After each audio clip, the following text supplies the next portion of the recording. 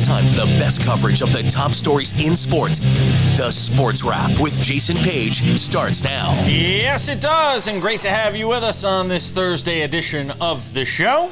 We got a lot to do over the next 60 minutes. Final regular show of the week.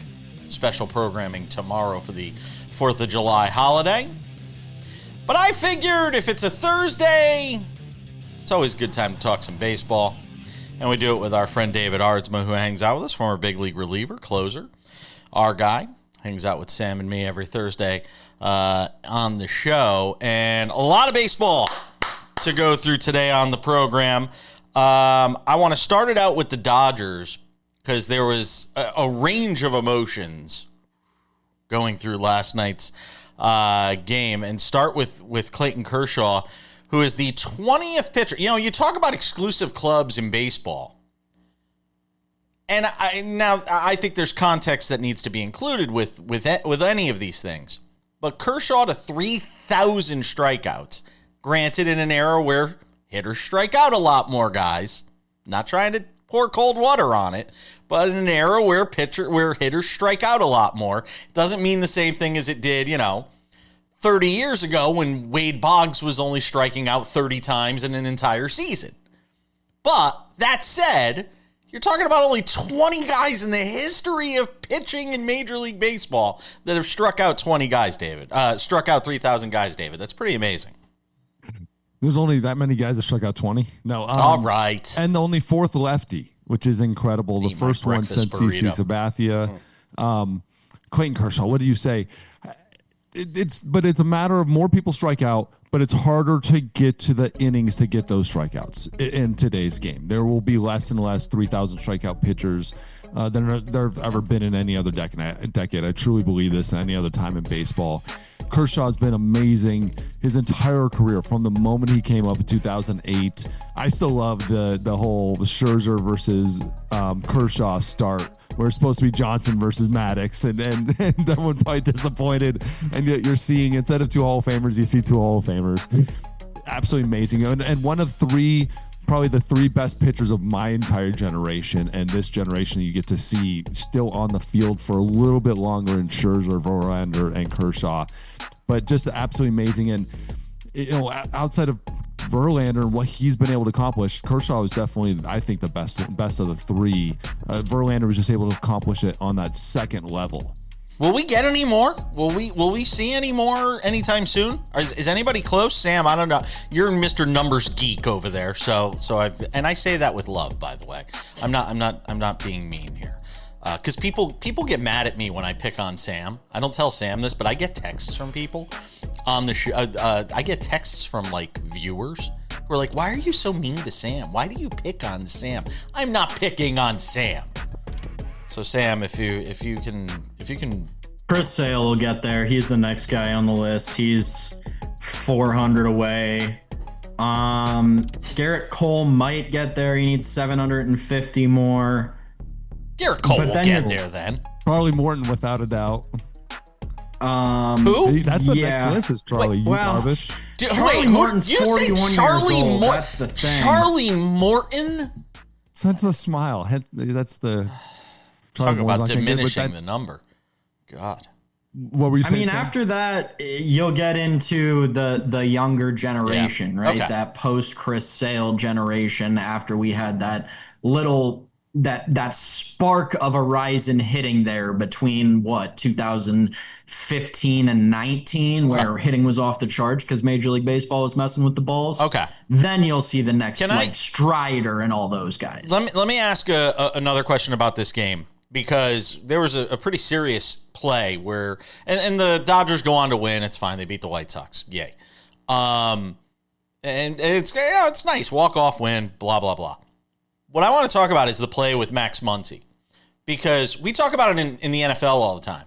Quarterbacks that get their wide receivers killed. With throwing the ball over the middle, guys got to stretch out because the ball's not where it's supposed to be, and you see the wide receiver get blown up by the DB. I got to tell you something. That is essentially what Will Smith did to Max Muncy last night with that throw down to third where Muncy hurts his knee. He throws it into a spot where Muncy's got to stretch out, puts him in a vulnerable position, and he gets hurt as a result. That's on Will Smith, David, isn't it? I guarantee you Will Smith is owning that and letting everybody know how bad he feels about it. But the third baseman can't put his leg right in the middle of the sliding path. To me, it looked like. Isn't it instinctive, though? Isn't that instinctive? Where I'm seeing is Max Muncy's a little late to the bag, and that led him into the line versus over the bag. Because if he's standing over the bag where he would normally be standing, he's more diving across, and he's still catching it before he has to dive and leave his feet.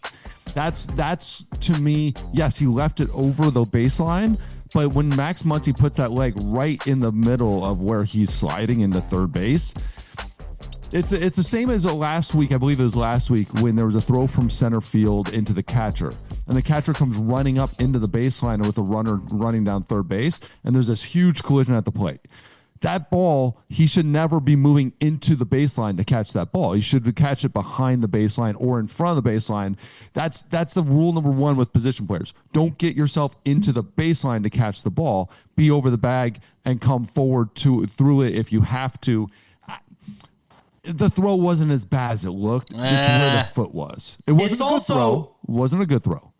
Well, it's also, and maybe this is just the former catcher, but also former third baseman in me coming out, it is the hardest throw to make in baseball, arguably. There's a right-handed hitter in the box. It's a low inside pitch, and you got to throw to third. It is one of the hardest throws to make in baseball. And David's exactly right. As a third baseman, they teach you when the throw's going up the line from the catcher, you move back. You move towards the shortstop position. You sacrifice the runner for maintaining possession of the ball and not letting the throw potentially get into the outfield. So there was a little bit of a misplay by Max Muncy there.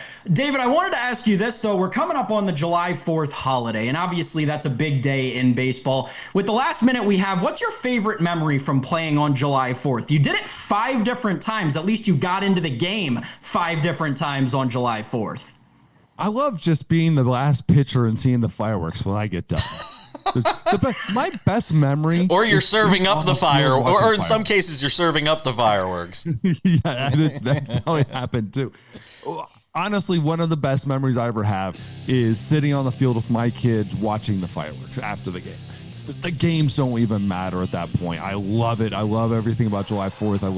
I love pitching and being in baseball and just having those moments. And I probably did serve up some fireworks for sure. Do your kids remember it? Yes, they remember the Long Island Ducks. They would definitely remember my last one. Who wouldn't remember the Long Island Ducks? We got more to do with David. We're coming back.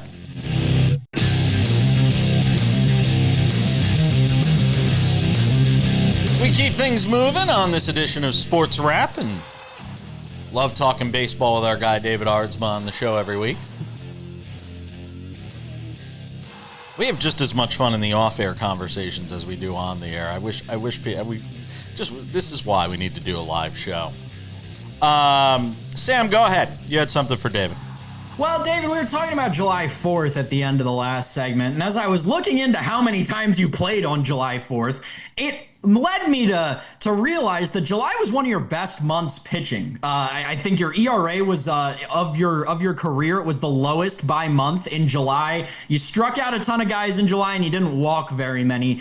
I'm curious, what led to your success generally in the month of July, and what do you think can help pitchers around the league potentially reach their peak form as we get to the 7th month of the year? Suck every other month and decide to pitch well one month. Trying to make all-star teams maybe. No, really what it is, I put down this, and I was talking to my son about this the other day, actually really funny. When the months get hotter, when things start heating up and some players start struggling because it's hot, it's tough, and the hitters start getting better, that's when I absolutely loved it. I loved taking advantage of those moments and worked harder, tried to do better, tried to get better those times, especially in like a September stuff or August in minor leagues when everybody else doesn't want to, they just want to finish out the season. Those are my chances to get back called up. So you always work a little harder. I always thought it was once everything started warming up for me. then my arm started warming up. I was actually, I think velocity-wise, probably threw the hardest out of any month also in July because it just felt right. And I remember times in Boston when I was just sitting at 98, 99, or with the Cubs, touching 100, 102, where I just felt the best when it was the hottest.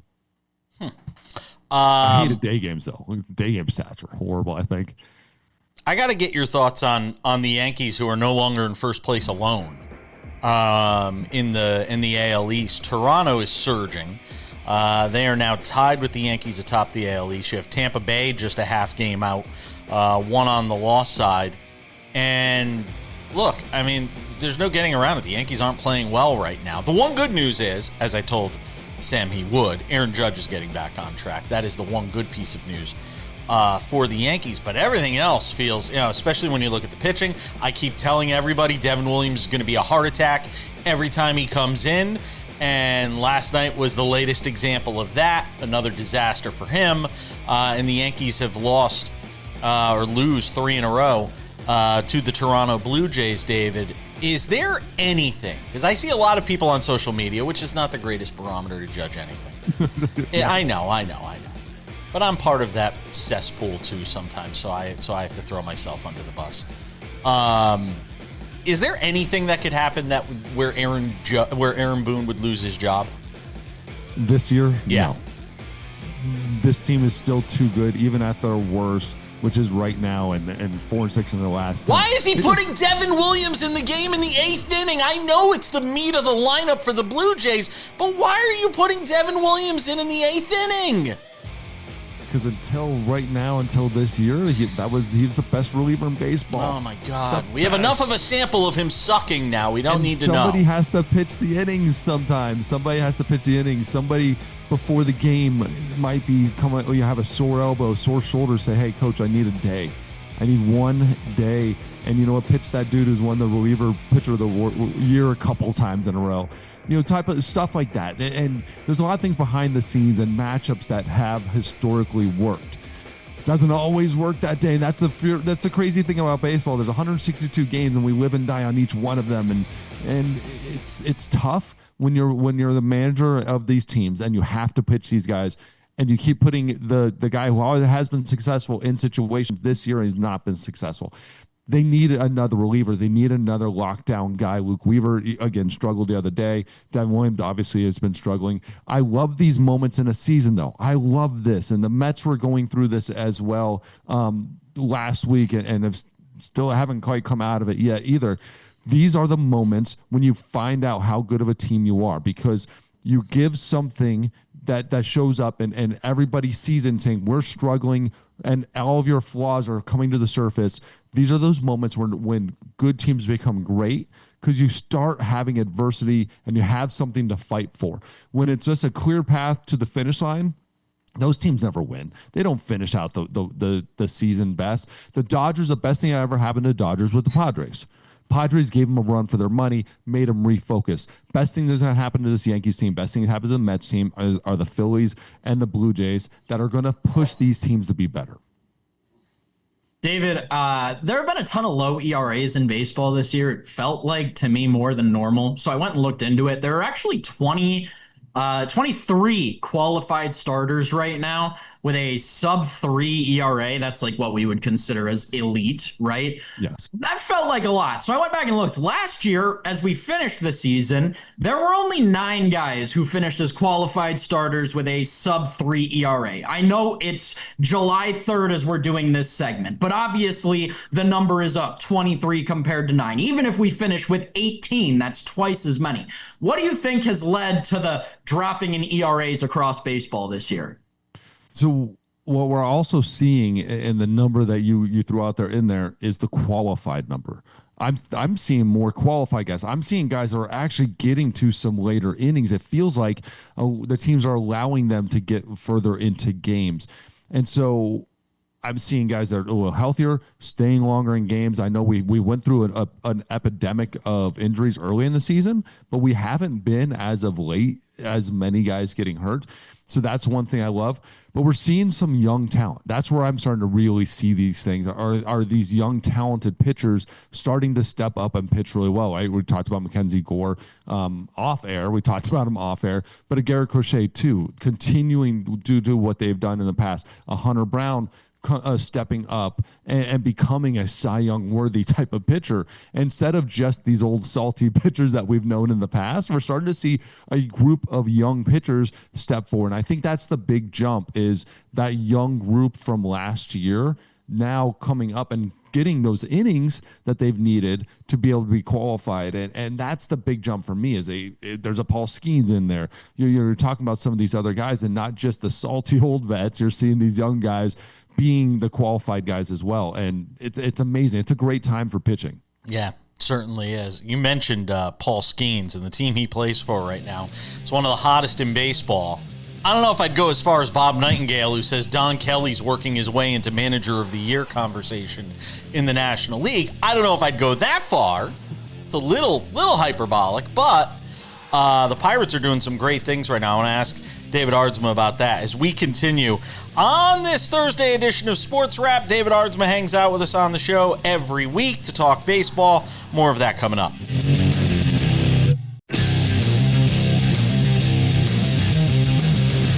Let's take it to segment 3 on Sports Wrap. Hanging out with David Aardsma, former big league reliever, our closer. Hangs out with us on Thursdays to talk baseball. We mentioned the Pirates. Winners of 6 straight. Blowing the doors off everybody. Just ask the Mets. Playing a lot better baseball. I don't know if there's time for them to still get themselves back into the wild card race in the National League, but what's changed for the Pirates, David? A couple good matchups. That's it. It's a good week, just like we talked about with the Mets. We talked about the Yankees, talked about everybody. You're going to have great weeks. You're going to have bad weeks.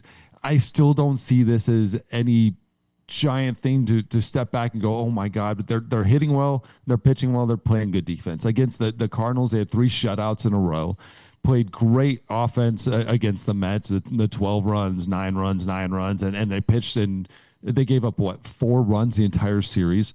But let's not forget, right before that, they lost 2 of 3 to Milwaukee, 2 of 3 to Texas, 2 of 3 to Detroit, 2 of 3 to the Cubs. This is a great stretch. And if you can somehow keep putting up zeros and scoring 12 runs a game, amazing. You are the best manager of all time. Sometimes you run in these stretches the right time. And we talked about a little bit about mid-year slumps. We've heard about it for the history of baseball. Mid-year slumps happen with pitching, happen with hitting, and they happen with teams. And great teams tend to go into little slumps in the middle of the year. And some teams are that team that steps up and says, thank you very much, I'll take these wins. But we've also known this too. The Pirates have had the best pitching young staff in baseball.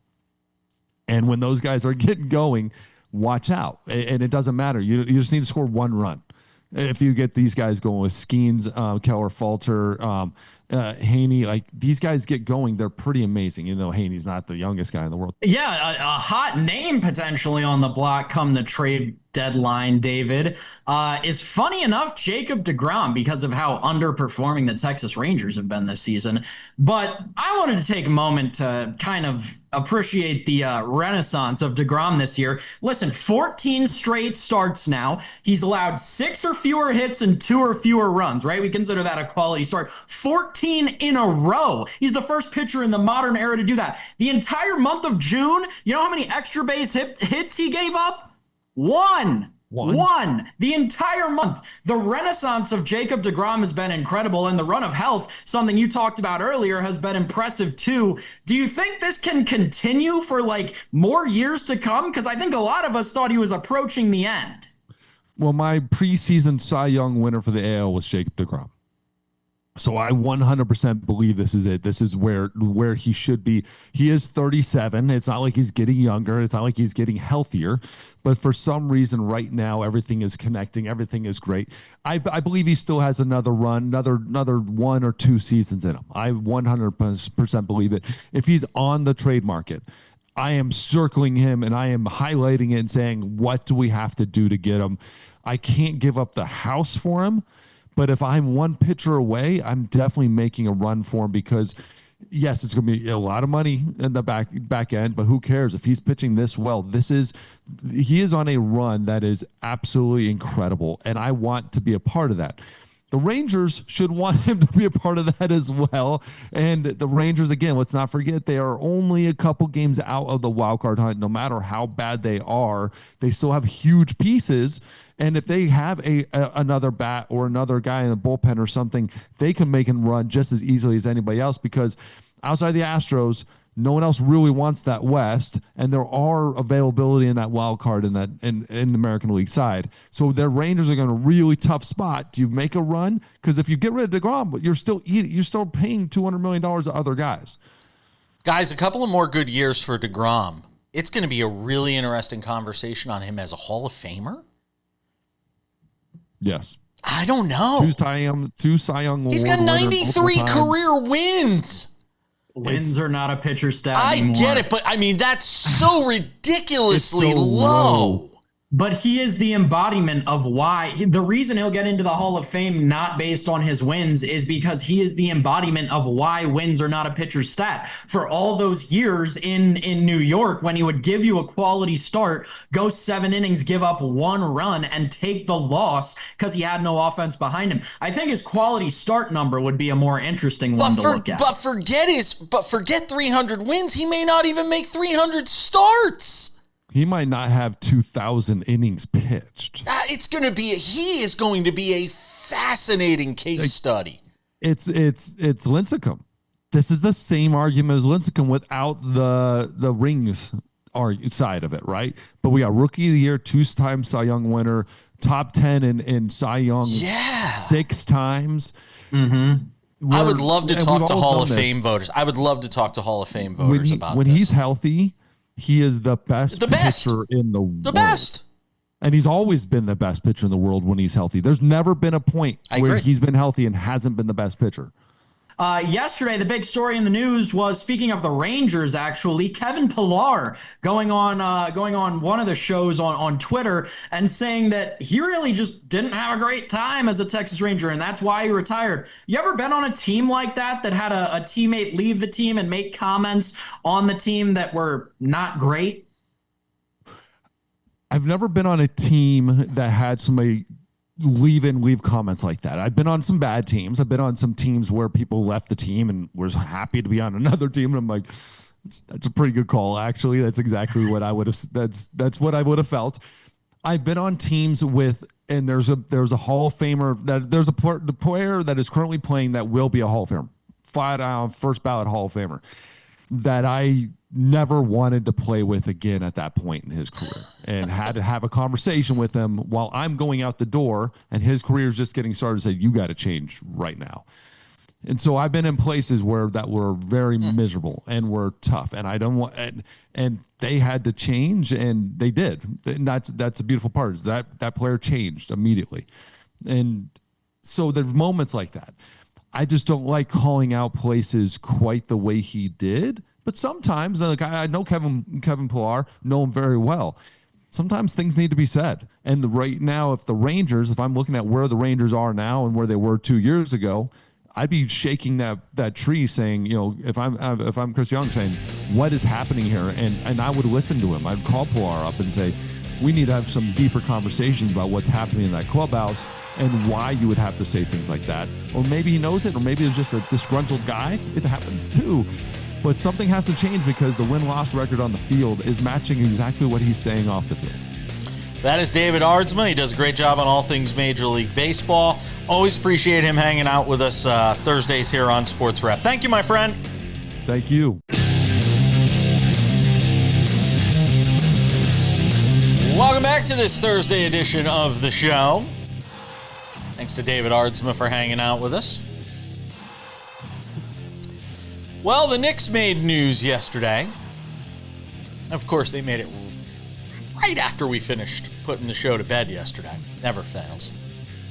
Right after we got done talking to Kurt Heelan of Pro Basketball Talk at NBCSports.com. But in that conversation, we touched on the fact that Mike Brown was likely to become the next Knicks head coach. And Mike Brown looks like he will be the next Knicks head coach. And Sam, I did a Sports Wrap short on this yesterday, which, by the way, if people don't know, you can subscribe to our YouTube channel, Sports Wrap with Jason Page YouTube channel.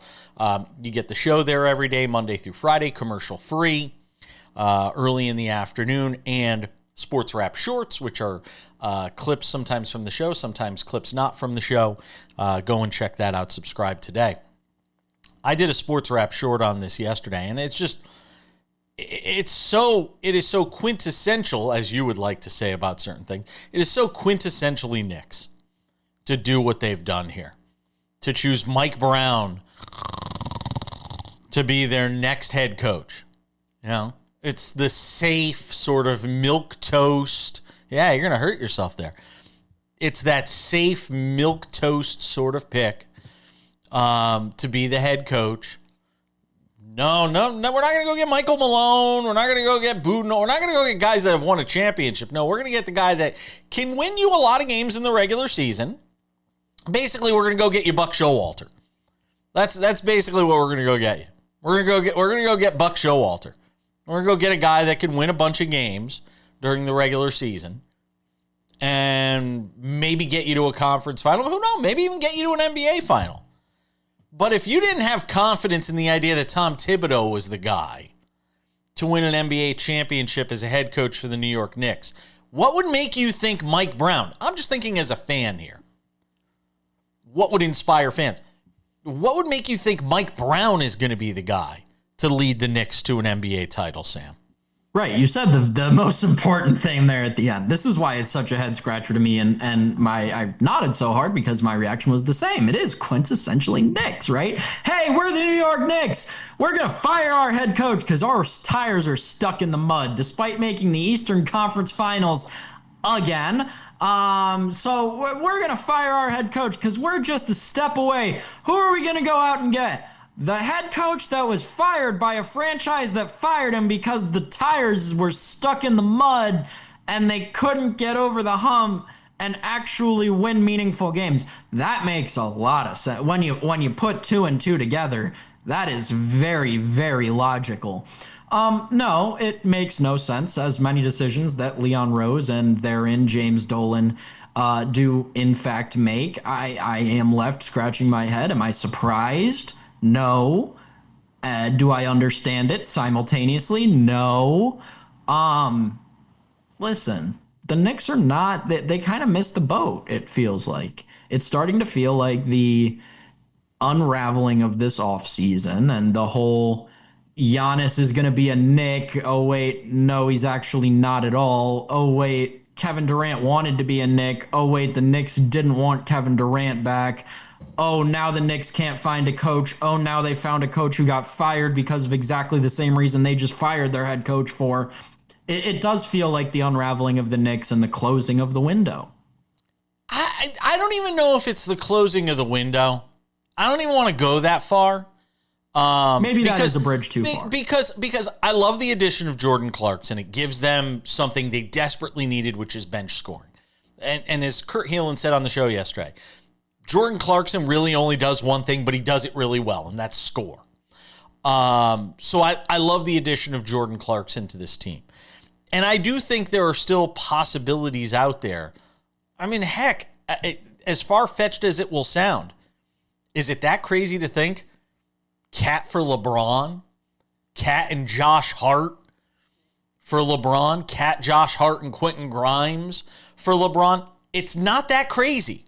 If the Lakers decided to move off of LeBron. Do you want to do that? Do you really want to do that? Yes. Is that something that you would like to do that and give up pieces of the core that have taken so long to build only for another guy who needs the ball all the time? That doesn't make sense to me. Give me LeBron. I get it, he'll sell tickets, but... Oh, they don't need to sell tickets. They're the Knicks. Exactly. They're the Knicks. They don't need to sell tickets. But if you're about winning, but if you're in win now mode, and LeBron is in win now mode, so is KD, so is Giannis. You wouldn't rather have one of those two? As they I don't think already they said can get they Giannis. wouldn't? I don't think they can get Giannis. I don't think Giannis is going anywhere because the East is so wide open now, and I think the mindset is, and they're doing everything they can to appease Giannis, i.e., bring in Miles Turner and pay a boatload for him. Well, the Bucks also made Giannis real mad when they cut Dame Lillard. So who knows? Yeah, but I'm with you in that I think he opens the season as a Buck. But that's not to say that there wasn't a window about 2 weeks ago where it seemed like it was a 60% chance he was going to be on the Knicks. Yeah, I don't think the Knicks are going after LeBron. I don't think they're going to wind up getting LeBron. I am curious to see what other upgrades they make to this roster in the offseason and what a Mike Brown team looks like in terms of just who's going to play. You're not going to have 8 guys playing every night. You're going to actually have more than 8 guys playing. So, it's going to open up the possibility for some things, but it's Mike Brown. You don't fire Tom Thibodeau to hire Mike Brown. That's the whole thing to me here that I can't wrap my head around. You don't fire Tom Thibodeau to hire Mike Brown. You fire Tom Thibodeau to hire Mike Malone. Even as something as crazy as hire Dawn Staley, who's going to be an NBA head coach someday, but you don't do it to hire Mike Brown. What can Brown do for you? We'll find out. We're coming back. More Sports Wrap.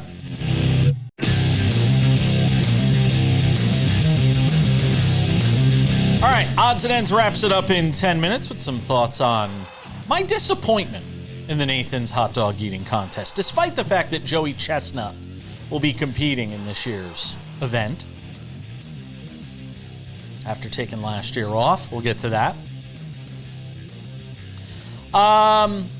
Politics and sports betting.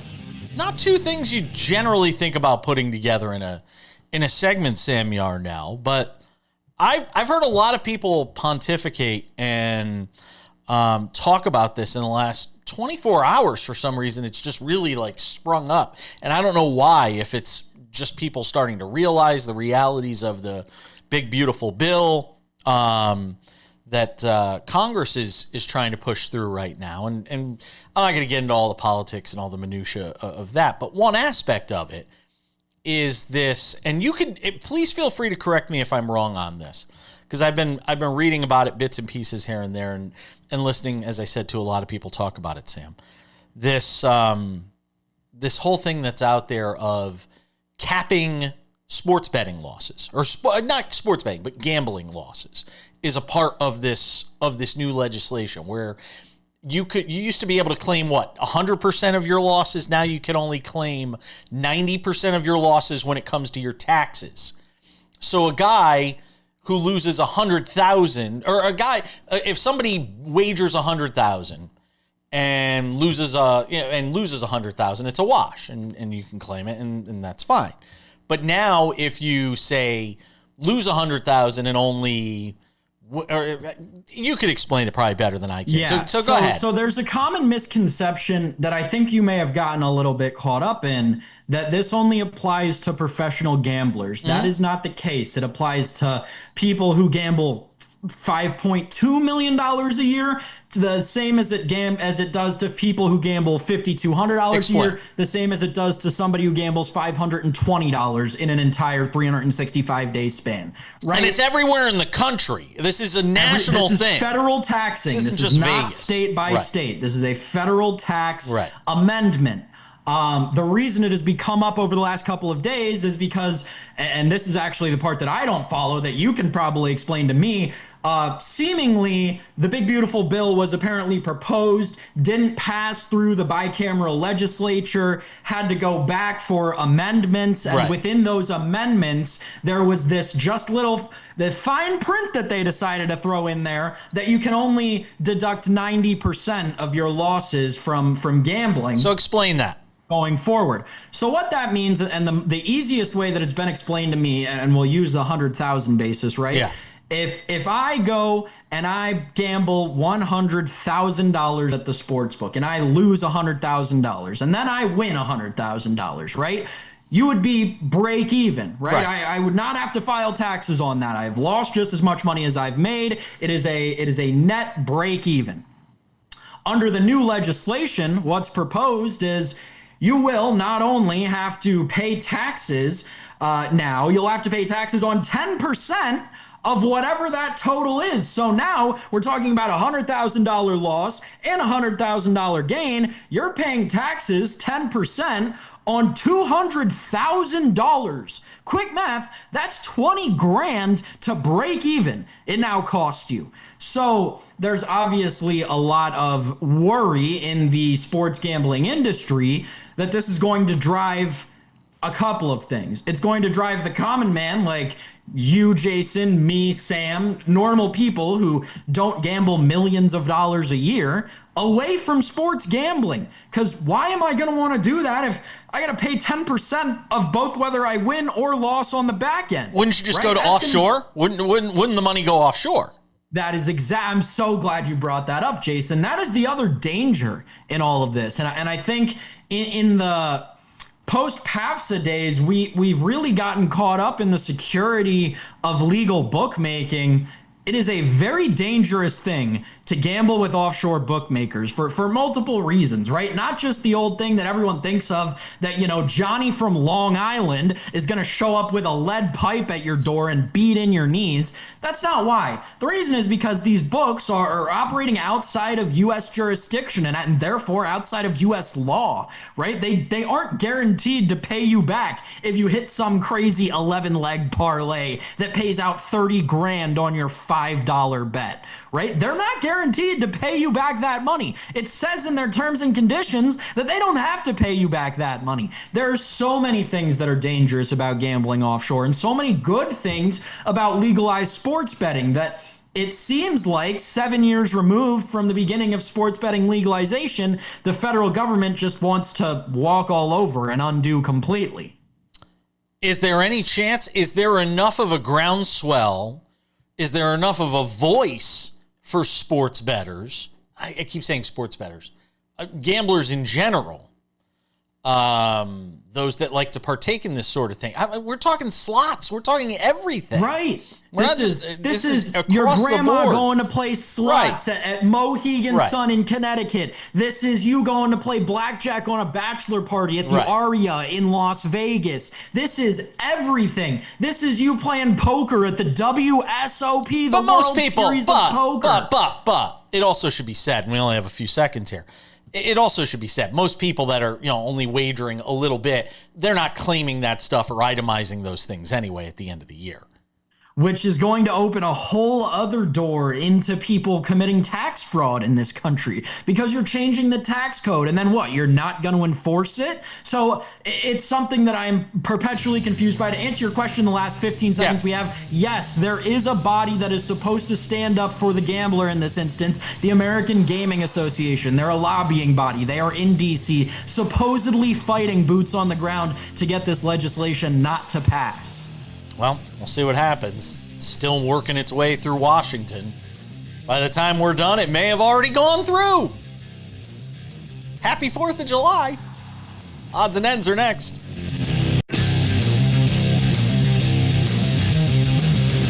All right. Just about time to put the wraps on this baby for a Thursday. Final regular show of the week. Tomorrow is 4th of July. We take very few days off. If you've been watching us for the first year and a half of this show, we take very little time off. And the summer is where we try to get our days before the NFL kicks into gear. We will be off on Friday from our regular show. We will have wall-to-wall baseball on Friday's show.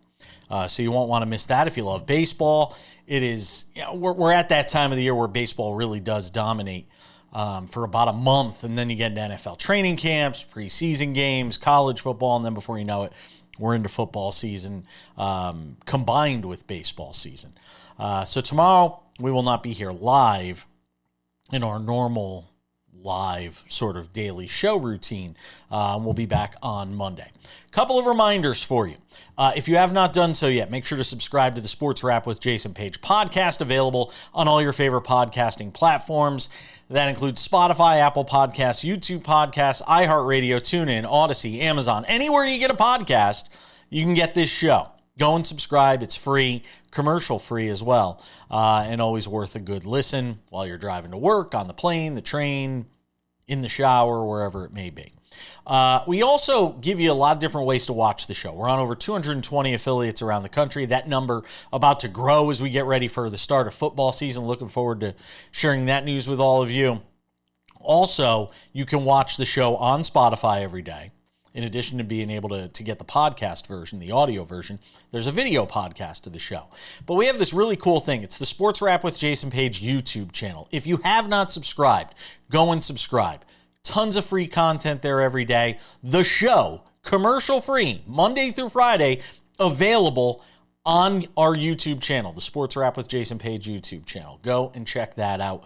Sports Wrap shorts are there, clips from the show, sometimes clips not from the show. When news breaks, we're there to bring it to you with Sports Wrap shorts. And without any further delay, ladies and gentlemen, time for some odds and ends.